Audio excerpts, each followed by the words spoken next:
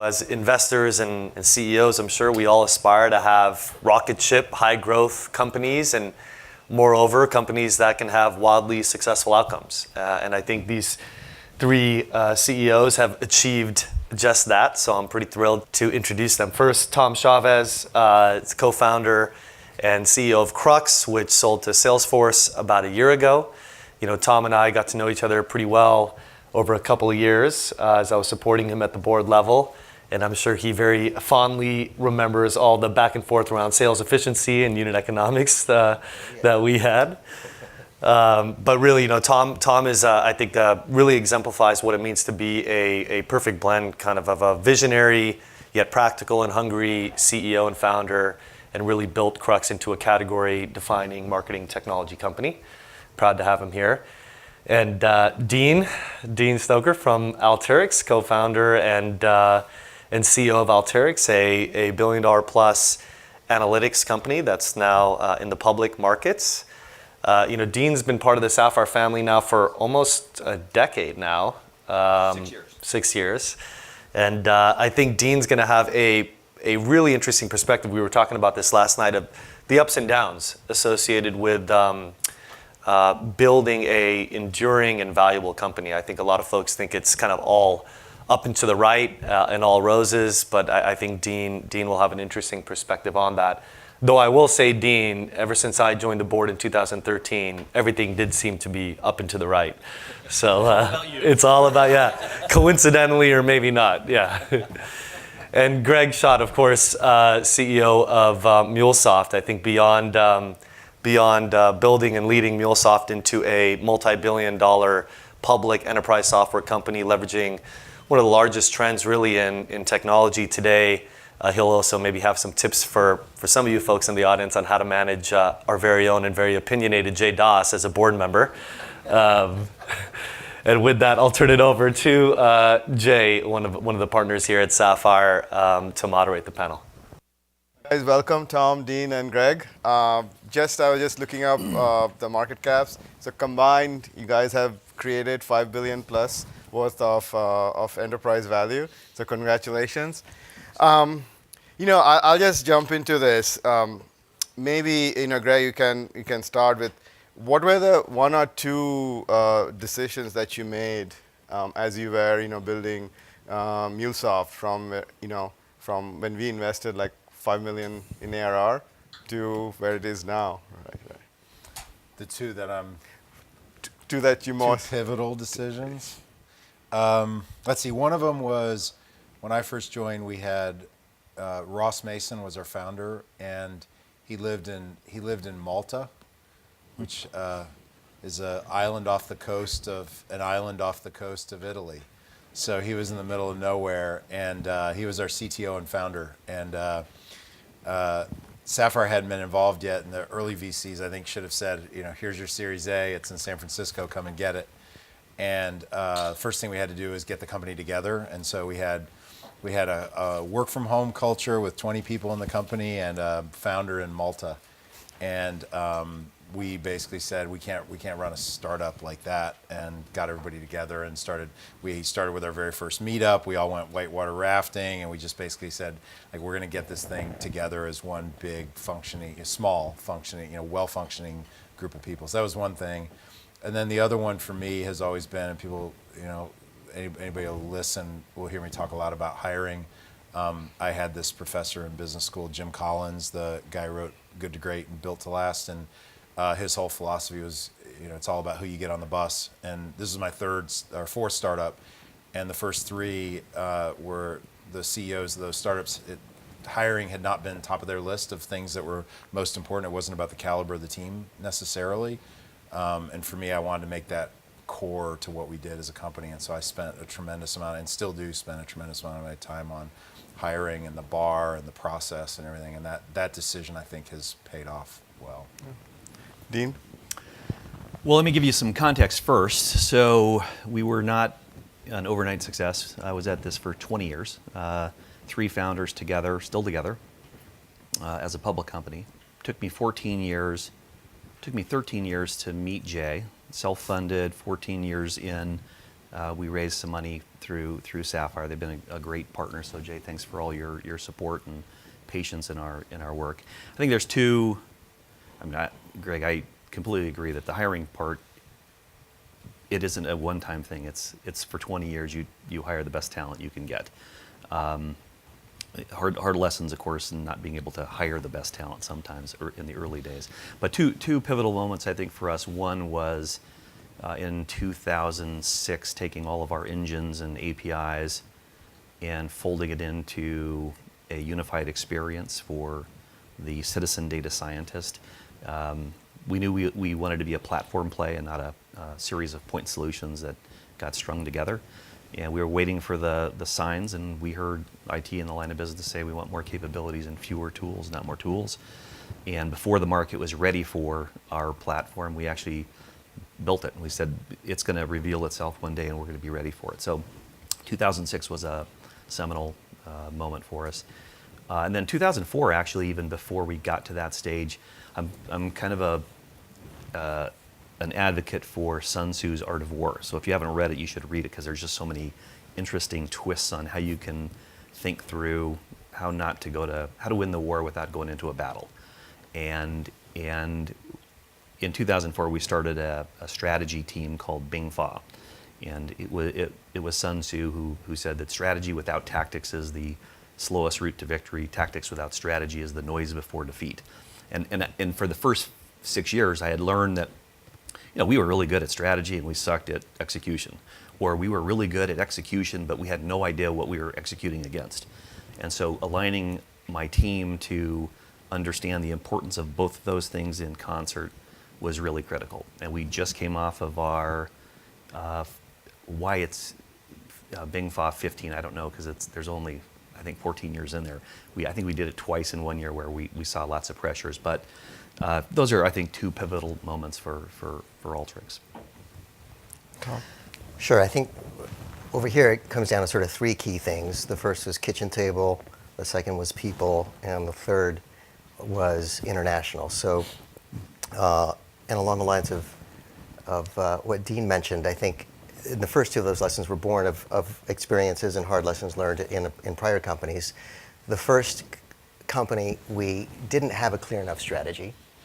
And so we would, how about this? How about this? We just kind of bounced around and pivoted like mad. And I was a puppy, so I still had a lot to learn. But what we try to get right then at the kitchen table, before we're even off the couch, is to just really sharply define the conception of the company and the strategy, the steps that you're going to take to build something huge. And I would sit with my co-founder, and we had this thing where we would just say, okay, I say it. Okay, now you say it back to me. Okay, now I'm going to say it back to you, and you say it. And until we could persuade ourselves that it was just crisp and clear and actionable, we just didn't want to get going. So that clarity of conception, I think, is really key. The second, along the lines of what Greg said, is just people being absolutely relentless about getting the best talent, hiring to a shared set of values, not just IQ, and also managing exits decisively. And my first company, you play the tape back, and when you compare notes with people, when you're managing exits, you never post hoc say, "Gosh, I jumped the gun on that." Right? You always gnash your teeth about being too slow. Yeah. So getting the social architecture and the right people was really key for us. And the third, it was kind of slightly intentional, maybe a bit of luck, but our third customer was a European customer. And the conventional wisdom, obviously, is focus on the US, nail that piece, and then you can internationally expand. So I remember I decided, no, we're gonna start working with this European customer when it was like 6 or 7 of us. And what that forced us to do was to create an international posture and a mindset inside the company from the very beginning. And that's what allowed us, I think, over time to, really develop. At the end, I think 35% of our revenue was from Europe, 10% was from Asia. So getting that burnt in early was really helpful as well. Cool. So let's talk a little bit about talent, right? I think I was a developer. I always thought that product wins out, but what I've realized over time is really the team and the people that you create around that actually helps you to win. So Greg, maybe turn to you. I know hiring is difficult, so let's not talk about that. But how do you onboard the people when you hire them, and how do you maintain the culture that you have created within the organization so that the people who come on board can also be provide a positive experience for everybody? Yeah, I mean, I think our onboarding has been, I think it's decent. I don't think it's world class necessarily. I mean, we have different levels of onboarding for, if it's sales, they have a great Kickstart program where they spend a week in Pacifica, kind of in this okay motelish thing, and they basically get they just get indoctrinated into what we sell and what we do. And so on the field oriented side, I think we do really well. I think it's hard when it's international. I mean, we've got 1,200 people, but only 400 of them are in San Francisco. And so it's hard to really get that unified experience. They all come at different times. You hear one person in Sydney or whatever. So we're getting better. We've got a whole bunch of videos now, so we take people through a set of videos that they need to go through their first week. But it's variable. I don't think we're awesome at it. I think it's a key part of it. We got to get better and better as we scale to do that better. And then as far as maintaining the culture, I keep going back to, I think if you start with the right ingredients on the culture, we have a set of 4 attributes that we look for. We want people who are fearless, people who are owners, people who have a track record of making things awesome. They keep improving everything that they see, and people who are good humans. And if we find those 4 things, we feel like we bring those kinds of people into the company.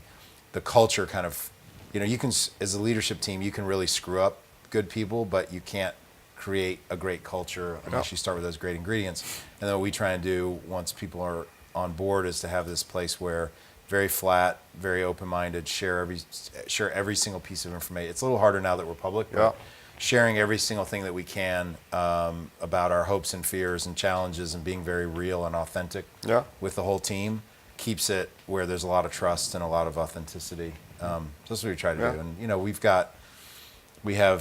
we do really well in some areas of culture, and then we have our bumps and bruises. So Dean, how do you manage that? Did you have like 4 offices, right? Or We have a bunch of offices. and how do you maintain? And then you have like development team in Boulder, and the headquarters in Irvine. Then you have an office in San Mateo.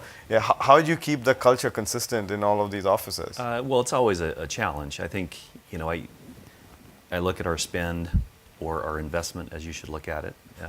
80% of our investment is in people. Our real asset is talent, and creating a culture of talent that can drive a business in the public markets is a tough thing. In fact, on the follow-on roadshow, I had a bunch of questions from investors, not about net retention rates, not about where you sit in the rule of 40 and any of that kind of stuff. They were asking about culture. What keeps me up at night, and it's culture. I still conduct the opening sessions for every onboarding session we have every single month, because if you don't instill early, when you start hiring great talent, they'll start coming up with their own culture. If you don't instill the culture you want, and it's hard when you have a Valley office, a Broomfield Development Center, an office in Prague, developers in Kiev, partners all around the world who are part of this cultural development. And so I spend a lot of time on it. I only have 3 KPIs that I religiously track, and it is net retention, because it's kind of an encapsulation of the business, and net promoter scores from both customers and employees. And I worry most about the NPS on employees. So I spend a lot of time.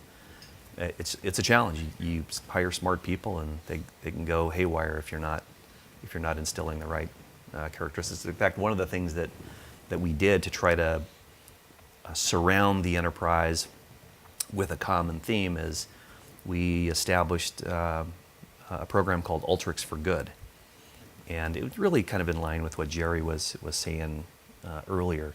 When I was in college, I heard Buckminster Fuller say that we're building all the right technologies for all the wrong reasons, and we're never going to be able to take care of spaceship Earth very well, nor for very long, if we don't see it as a common cause. And so we established Alteryx for Good to rally employees, to give their time back, to give software away to 501c3s. And it helps because they can now think about us as something more important than selling subscription services and tracking KPIs each and every day. And so I'll try almost anything to make sure that we've got a world-class culture to drive the business. So Tom, you went through an acquisition, right? Maybe you can tell us, because some of our portfolio companies will go through that process. How do you guys keep the employees motivated? What was the transition? How did you make sure that the people in your team that were critical kind of made the transition to the parent company? Sure. So that was a big consideration, actually, in the context of our acquisition. And I should give Salesforce credit for taking it seriously. Because I think a lot of companies, acquiring companies, will pay you lip service, but they're not really authentic about it. So the first thing was just having concurrence. That was important to me. I wasn't going to sell to anybody who was going to screw up the company. I needed to see this thrive and succeed if it was going to belong to somebody else. And we spoke plainly about that on both sides early. But I think, to answer your question more specifically, we spent a lot of time making sure that Crux didn't get too much of a bear hug from all of these friendly people at Salesforce who want to jump in. We became a shiny toy, and people wanted to jump in too quickly. And we established that the first 6 months there was sort of a no-fly zone. I mean, we'll call you, right? When we want to engage, let us give you a call. And there was an integration team that was very attentive to those dynamics, but then also trying to usher us into some of the right conversations at the right time. All of which is to say, we managed to keep the company culture, the rhythm and flow that we'd established. We have weekly meetings on Mondays at Crux we called Show and Tell. We still have Show and Tell on Mondays. We had a culture of we bring in food on Mondays before Show and Tell. That's not a Salesforce policy, doesn't matter. We do it here. So just those little emblems, right? They broadcast to people that we're still going to roll forward and do what we need to do. And then the final thing is just really making sure that the entire team, especially my senior team, land in consequential roles, right? Where they're going to be given a chance to rise up and learn a lot new stuff and be tugged and pulled and challenged. So I think those things together have played pretty well. Did people know about did you guys talk about the acquisition in a broad context, or was it kind of kept to the management team for the longest time? No. Well, we kept it under wraps. I mean, as we were going through acquisition, I think certainly my senior team was in the know. And then as we went through diligence, we had to expand the circle a little bit. But I'm kind of paranoid about that stuff. The deal's not done until it's closed and the money's been wired. So I've talked to people who get caught when, because acquisitions fall apart. Yeah. I have a friend who recently went through that, and at the last minute, they already had offers for senior people, and they pulled it back. I didn't want any of that mess. So we kept it close. Mm-hmm. And I think to Salesforce's credit also now, and at the very first meeting, they had a chart where they graphed the acquired employee psychology. You're excited, this is great, this is oh shit, now we're falling into the trough of despair. And so it was really great to have that outer loop kind of aerial conversation with the entire company, right? And I would stand in front of people and say, hey, today I'm on this part of the curve, where are you? So just building that awareness and having that dialogue with people, I think turned out to be a really helpful thing. So maybe for Greg and Dean, because they are as public companies going to Dean, you've already acquired a couple of companies. Maybe say what are the things that Salesforce could have done better, in terms of as they went through this process of acquiring companies. Well, look, other than paying a higher price. Oh, they did that just exactly right. No, I think, look, I mean, we've become a useful case study at Salesforce for some things to do differently. One of those is to have tighter alignment. Salesforce has this very chaotic thing, and it works, right? $69 billion worth of working. But the chaos is sometimes hard to believe. Yeah. And so I think one of the things that we've established is that there needs to be a much more intentional approach that says, okay, this company is going to be plugging. We gestured at it, right? But those are gestures. God is in the details. So how are we going to make the company snap to and actually plug in tactically to the broader apparatus? That also has to do with just pedestrian things that sound a little crazy, but that can be easily overlooked, like budgets, right? How do we make sure that as we're growing, we're nourishing this thing that you want to see happen? And there's no ill intention to it. It's just big companies. Some of these details get lost in the wash. So I think writing it down and having that intentional sort of stepwise plan is something that Salesforce has learned a good amount of in our context. So Dean, maybe turning to you, there was a period of time in Alteryx when kind of things were not going as well. What was a few things the mistake that you did during that period that maybe in hindsight you should have said, hey, I should have seen it and not done those things? Well, I think the year you're referring to is 2012. Yeah. And being a self-funded company for 14 years, always profitable, had $10 million in the bank before we did a Series A with Sapphire. You get kind of giddy when you have an opportunity to invest ahead of the curve. But the timing of all this is pretty important. And we hadn't established our land and expand model at that point. We were still selling the product we sell today. We were selling at $50,000 a seat. The market for self-service hadn't opened up. And I hired too quickly ahead of the curve. And I actually hired some folks that probably didn't have the DNA. We learned a lot of lessons. I mean, I don't think I would chalk these up as failures. They're certainly learning lessons. And we had, I think, 3% growth that year. And we made a bunch of changes. We did a bunch of market tests around price point. We lowered the price to $4,000 and really changed the game around the kind of people that we hired. We took out a bunch of folks. And it wasn't just then. I mean, even I think we talk about talent. I think you have to rotate talent at each level because every level of success is another level of challenge. And the people that got us to 20 million as a private, to 100 million as a private company weren't going to get us to 500 million as a public company. I changed my entire leadership team in the 18 months prior to going public. All of them. And I think you need to be prepared for bringing in the talent for the problem of the day or the period of the challenge and anticipate that some of them will have to churn out. Yeah, no, I think what is fascinating to see that, every as companies with Mule and with Nutanix and with Alteryx, the management team or the people who are there who will take you up till IPO is really a very different set of people that will take you from IPO to a $20 billion company. But not. I hope some of them get to stick around. Well, it is. There's like few people who make that transition, but you will say we'll see. Yeah. I actually, and you probably didn't mean it exactly as you said.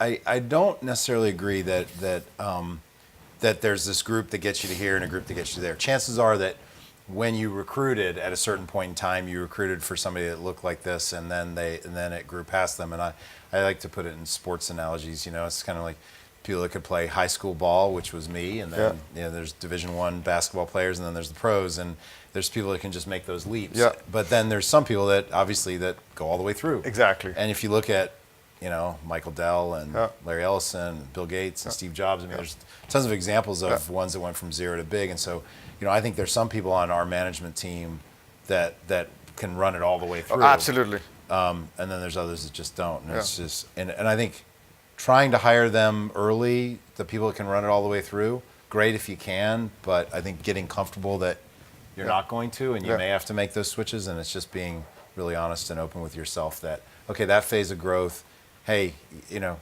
you're awesome as a high school player. You're not going to be able to play That's right. college ball, and that's just, it's so easy when it's sports, but when it's business, That's it's right. really hard to tell somebody that they're not able to play at that next level. That is a tough Well, conversation. For But it's also dedicated tough for the CEOs to make that decision, because you're kind of comfortable, these people, and you know that there's fundamentally something wrong. But pulling the trigger and having that some CEOs do it better than others. Like, how do you do it? How do you figure out that, hey, this is, I have to make a change here? And you have done that several times. Yeah, so we've made a lot of them, and I think it's, to what Dean was saying earlier, you often make them too late. I mean, I've been very guilty of making that too late and kind of white knuckling, holding on, thinking that the train's accelerating and they're going to either stay with it or not fall further behind. Yeah. And you realize that if they're falling a little bit behind, that gap's just going to widen. I don't know. I still struggle with it. Yeah. I think greatness in a CEO is somebody who's willing to really make those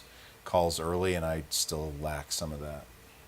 Oh, no, and it's a hard problem. We sometimes have that in our even we kind of always, it's easy as an outsider to tell the CEO as board member that, hey, you need to make a change, but you're not there day to day, and sometimes it's obvious from the outside, but it's not always obvious, when you're running the company. Well, Jerry actually said something that was really true, and I forget his exact words, but the way I heard it was that bad is more powerful than good.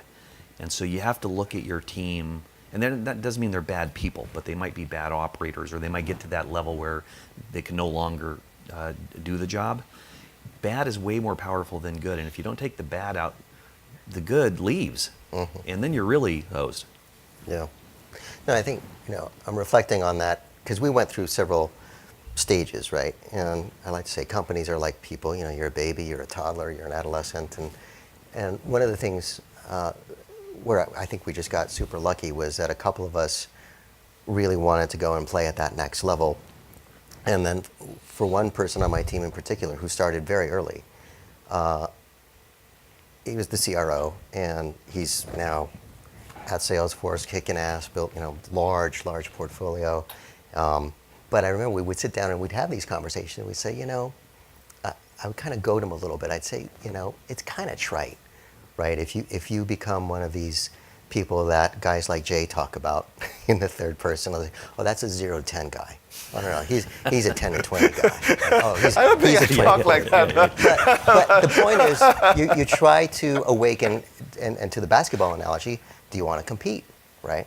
So this is us at a table having the courageous conversation, like, because I'm in this boat too. Are we gonna lift ourselves up by our bootstraps, and do you want to play at that next level? And if you want to, just in very plain clinical terms, here's what's going to have to happen, right? You're going to have to start to make. I need to see these kinds of moves, and I'm telling you, you got 3 maybe to 6 months. We had a couple of those conversations, and he remembers them vividly. The restaurants we were at, what time it was, what spring rolls he ordered, and those become vivid moments, right? Yeah. And it's damn exciting when people do punch through and start to compete at that next level. And I think I've also seen that the people who you let go actually sometimes go on and flourish somewhere else. And in some ways it was a bad fit, and it actually works out much better. Oh, it's better for both parties. I think in the end, people get that. It's just business. They're better suited for a different role. I would encourage everyone to, when you hire early, hire all-purpose players. They're a bit more expensive, and they have to be willing to do a bunch of different roles so that they can kind of evolve with the company. I mean, I've hired some amazing people that really, I would say, aren't really good at one thing, but they're pretty awesome at like a gazillion things. And they'll stand up new teams, they'll polish them, and they'll hand it off for someone else to own, and they'll move on to the next build out. And if you can find those kinds of people, it makes your life a lot easier, I think, as opposed to a bunch of really good specialists who will crap out at a particular level. Yeah. We all do. So, Greg, let's turn a little bit to the IPO. I know you were a little reluctant to go public. You were not sure whether it made sense or not. Do you think it was a good decision? Yeah, so I had been telling the company for 60 months that we were going to go public in 12 to 18 months. And it just kept getting pushed out. But it was getting pushed out for all the right reasons. It was, you could raise large sums of capital, you could get liquidity for investors and employees. We did 3 different tender offers, so we could just kind of kick the can down the road and remain a private company and do all the things that you like to do as a private company. And I kept having a hard time trying to figure out why we're going to go public. Well, why are we going public? We get to stay in mom and dad's house, and got your own separate entrance, and mom makes dinner for you, and everything's good. Like, it felt pretty good being a private company. I kind of liked it. It was like you had all the best of all worlds. But at some point, obviously, you got to get out, and I wasn't. It was weird because coming out of business school, you had this chip planted in your brain. Must take a company public, and then somehow that chip started malfunctioning over the years, and I just wasn't that hot on it anymore. Now, in hindsight, I actually think it was a great thing. The focus and the rigor that the public markets put on you, while everybody whines about it and the quarterly and all that stuff. I don't know. I don't really I don't really understand the whining about it. I mean, it's kind of like, that's what you said to do, so don't complain about what you knew what you were signing up for, so go deal with that. And now we're in that, and we're under that scrutiny, and I just think it forces the company to just be better at what it does. And as long as you set yourself up right and manage the street expectations and do all that ahead of time to where you've got the kind of latitude to operate the way you want to, I think for us, it was a good thing.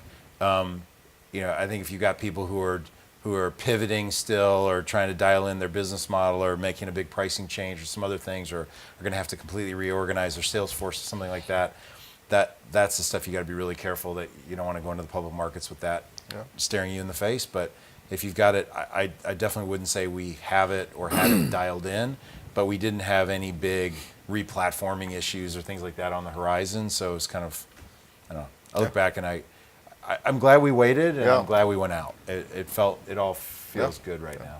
So, Dean? Yeah, I think I'd say the outcome is the same. I'm glad we did it. I never actually had the same experience of you in college, though, of saying, I want to take a company public. Actually, never crossed my mind. When we started the business, the 3 founders, we just wanted to build something special. We wanted to solve a problem that needed to be solved. And we said, well, we're never going to focus in on an exit. Because if you focus on the result, then you're going to forget about the rest of it. And we're all on this sort of an emotional journey to creating something great.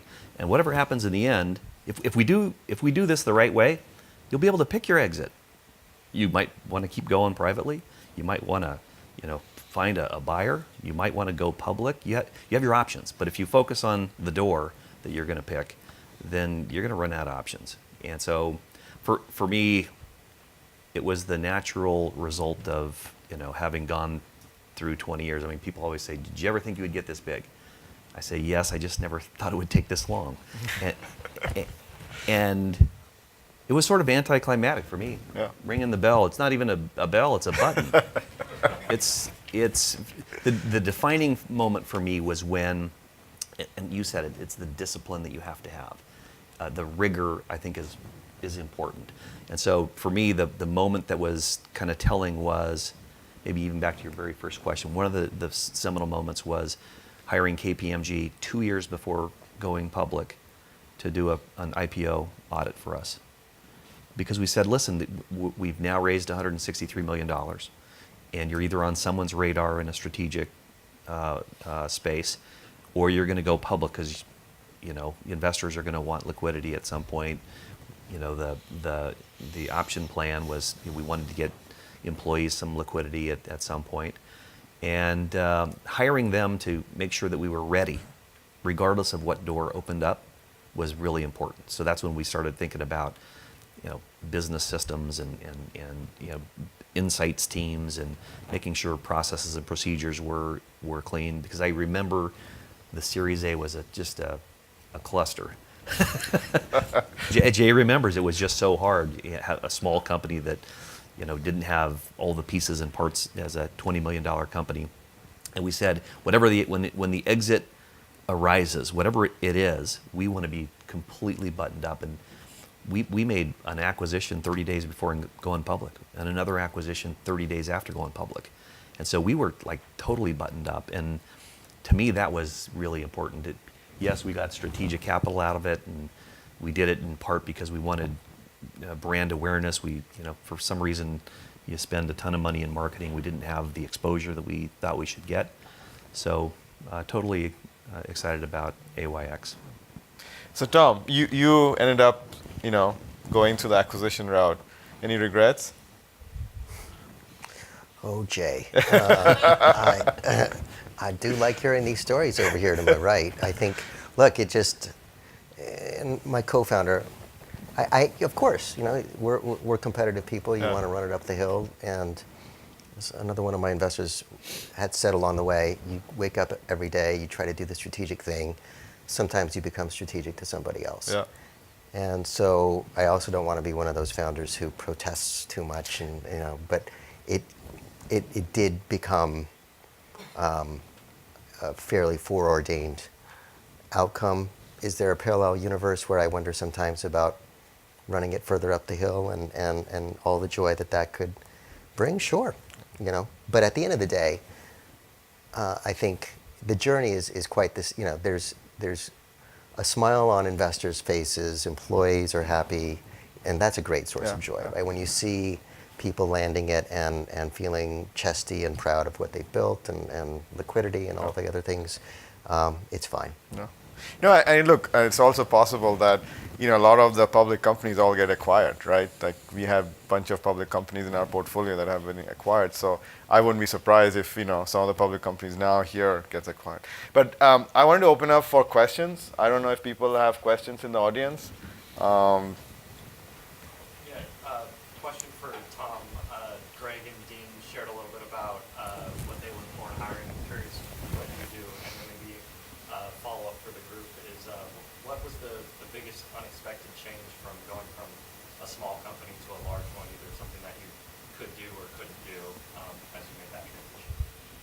Sure, I'll speak to the first thing and then pass the second part to the fellows here. So I'm an engineer by training and disposition. So in my first company especially, we were always looking for the smartest people. And then after we see, what Hastings calls the brilliant jerk, or 2 or 3 or 4 of them show up, and you see the damage that they can do, the bad that they can do, you learn fast, like, wow, okay, it's really not about just IQ. You got to have people who want to collaborate, and we established that, by the way, as one of our 4 values. We would sit down and we would talk about what matters, forget products, revenue, customers, like what matters to us as we roll. And so collaboration became one of our values, and we would be very intentional about when we're interviewing people, whether or not we felt that they were going to live collaboration, integrity, curiosity, resolve. So we had those values that we established, and we hired really explicitly against those. We would have conversations, and I'm proud of the people we passed on who came to us with all kinds of fancy pedigree and experience that looked great, but we just couldn't persuade ourselves that they were going to jump on the team and share their toys and participate in something that was larger than just them. So that's effectively how we did it. Now, we also, especially in Silicon Valley these days, the luminaries are too expensive, even if you like them, right? Most of the time, you just can't afford them. They all come in and say, "Delighted to work for you. All I need is 3%." Well, okay, you understand. We have hundreds of people here. If everybody gets 3%, then we're at 400%. But it's supposed to something. So we got to this place where we realized, much more powerful for us to hire people. We would hire people with will over skill. Right? If you're at this, and that really works for us, is finding people who are early in their curve, but whom we believed could learn fast. Economically, it was great because we could actually afford them, and we paid up, in other places. But that was, I would say, the other useful thing that we did is to very intentionally hire younger people, and then to create a social architecture where we could put them to work and put them on a path to improving their game. The brilliant jerk. So the second part of your question around what's different as you scale up, there's two parts. One is getting bigger as a private company, and then what happens when you go public. So I grew up actually all three founders, we all grew up in family businesses. And so we sat around the dining room table, I remember as a 7-year-old, hearing my father talk about how hard it was going to be to make payroll this month. Not even knowing what payroll really meant, knowing how hard it was, to collect bills from his customers, and learned a lot of lessons about socializing the experience with others. So all the way up to about 100 million, I socialized most everything because I wanted everyone to be entrepreneurs. They all have to pretend it's their money and treat it as though it's some precious asset that you just can't go blow on useless stuff. When you go public, that transparency can't always be the same. And so now I have to have, it's different when you attend your first insider trading meeting, and what happens, you won't look good in orange. So you go to these meetings, you're like, oh, that's what's different about a private versus a public company. And so I can't be as transparent about the numbers for fear that someone's going to go off and tell an analyst or an investor. That part's disappointing because you want to trust all the people that you work with, and you want them to trust you. And so we spin it in different ways so that they understand exactly how we're doing without actually divulging some of the details. To me, that's been the biggest aha moment, is that transparency. For me, my biggest one has just been getting back to that onboarding question. It's when you're small, you don't even have to assume anything. It's just everybody figures it all out together, and you're all marching in the same direction. Everybody gets the culture, and then as it gets larger, you just keep assuming that it's going to keep behaving that way. And what I didn't put enough faith and enough time into is the communications aspect of, like, how are we going to communicate the fundamental tenets of our culture and help everybody understand that when we bring in all these new people, and realizing that half the company, we go do a meetup every year. Last year we brought 900 people to San Diego for this big company meetup, and we keep doing this every year. And you realize, but wait a minute, 400 of those people have never been to a meetup before, and you actually, sometimes you don't even want to cover the same stuff because the other 500 people have already heard it all, but you realize you got to just keep hammering the tenets of the culture you're trying to build, and that's getting that motion in place is something that for us, I think, for me personally, took too long from a communication standpoint. Yeah. Hey, Tom, I have a question for you. Tom, question for you. How did you have that spring roll conversation with yourself? Yeah, no, that's a good one. Look, I am fortunate, I feel, to have mentors and board members who are giving it to me straight. I'd like to think I would chase them down and ask them. In fact, one of these folks, I would ask him, and he would say, well, that thing you said at the board meeting was stupid. All right, well, can we establish a pattern, right, for places and ways in which I'm falling in the ditch, and get me better at my own game. In my first company, I had an executive coach. It's a longer story. I was this close to getting fired. I found this guy and he became my long-term mentor and coach. I've had him around me as well. So yeah, I mean, I think you want to stay hungry, you want to stay foolish and paranoid and not take anything for granted. I would talk about it with our company. Look, I am a broken man trying to improve. Help me, right? And I think if you just put it out there for people, quite surprisingly, most folks want to see others succeed, and they want to help. So opening yourself up to that kind of feedback and acting on it can be really useful. I would add that we all have, as CEOs, the loneliest job, because you have to be stoic in front of the team when things are not going well. You got to give them credit for everything that exists, that when you're doing the right thing.